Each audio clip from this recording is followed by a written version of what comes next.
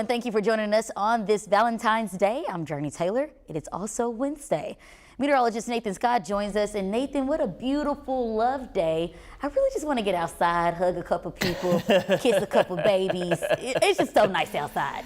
Good afternoon, Jurnee. Yeah, it's a lovely day here in Central Arkansas. The weather is pretty sweet out there all across the natural state. Temperatures are climbing up very quickly. We started this morning into the 30s, and now we have climbed up well into the 60s in many areas. It's 60 in Russellville, 59 in Arkadelphia, 63 here in the capital city, 62 in Pine Bluff, 61 in Searcy. Wall-to-wall sunshine all across Arkansas, some high clouds down to the south. These temperatures are already about 7 to as much as 11 degrees warmer than just 24 hours ago.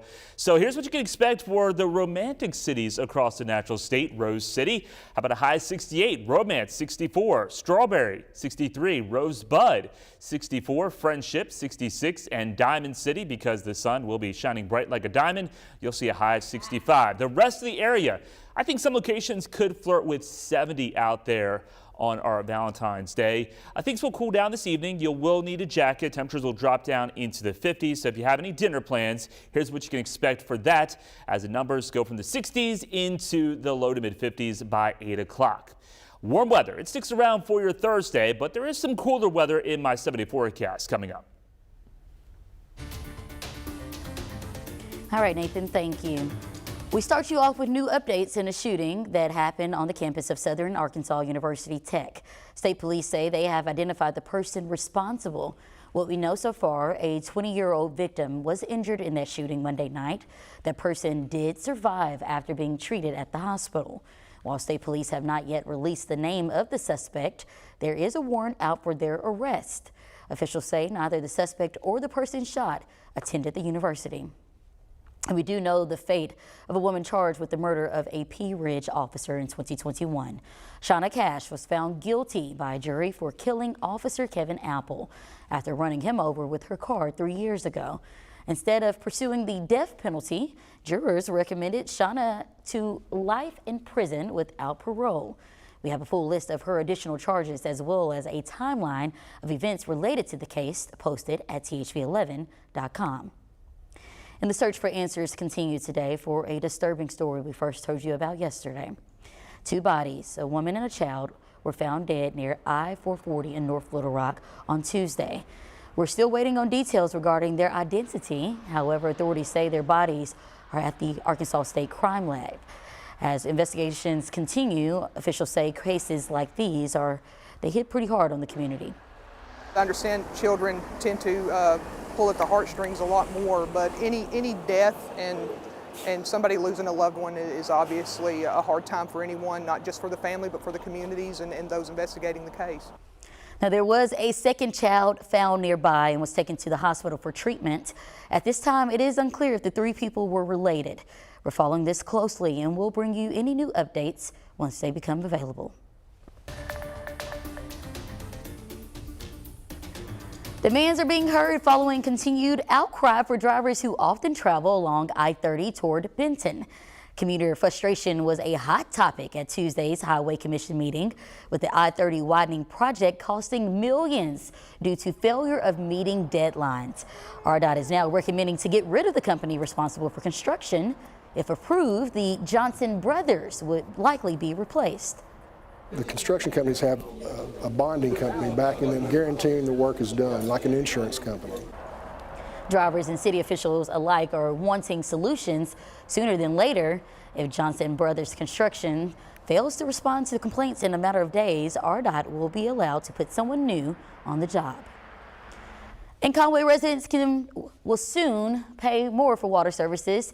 In a meeting last night, the Conway City Council voted to increase their rates.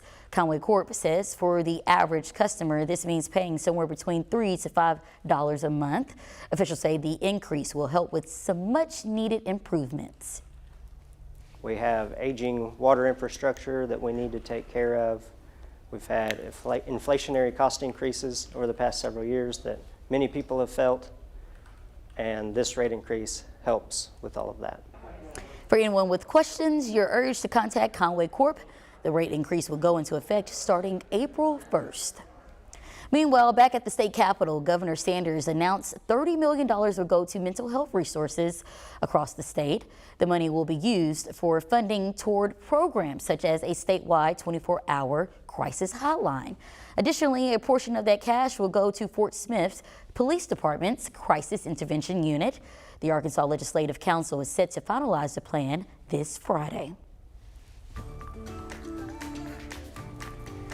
Well, happening today, love is in the air as we celebrate Valentine's Day.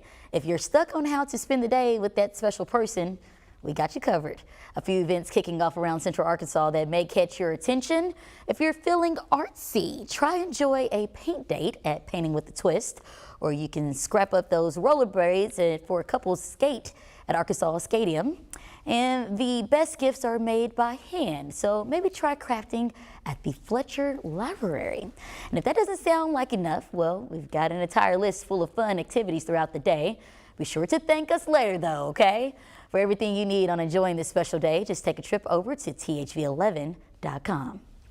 Now, if you waited until last minute to start searching for the perfect gift, you're not alone. Research shows that in the past 2 years, most of the Valentine heavy spending took place between February 11th and 14th. This year alone, last-minute shoppers are expected to shell out a total of more than $25 billion on things like cards, flowers, and of course, candy. And this Valentine's Day means scammers are likely to prey on folks looking for love. Brandon Lewis verifies some red flags to watch out for.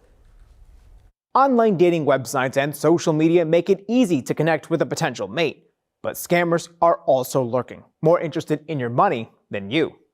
The FBI says one growing tactic is what's graphically called pig butchering. It earned the name because scammers call their victims pigs whom they fatten up with trust over time and then butcher by taking all their money. We're going to use these sources to explain how this scam works and help keep you safe. Scammers start by slowly building a personal relationship, sharing common interests or personal stories along with investing success stories. This leads to investment advice with the promise of big returns, and eventually they convince people to move money into fake crypto investing platforms. Only when the victim tries to withdraw their money do they realize they were scammed, with the average person out more than $100,000. Last year, the Department of Justice said they recovered more than $100 million from these types of scams, but there are likely millions more lost to scammers. So, how can you avoid becoming a victim? Don't respond to unsolicited messages or share personal information with people you've never met. And when it comes to investment scams, use established, well-recognized platforms. Don't just blindly trust the site sent to you by a stranger online. With your Verify, I'm Brandon Lewis. And if you have something you want verified, email us verify@thv11.com or reach out on social media. Now, it may not be the best time to talk about breakups, but when we return, we'll take you to Croatia for a look at a not-so-happy museum. Well, it is Single Awareness Day, Jurnee, so if you're single or if you have a loved one, get outside today because it is going to be a gorgeous afternoon all throughout Central Arkansas. Rain is on the horizon, though. I'll let you know when it will be arriving coming up.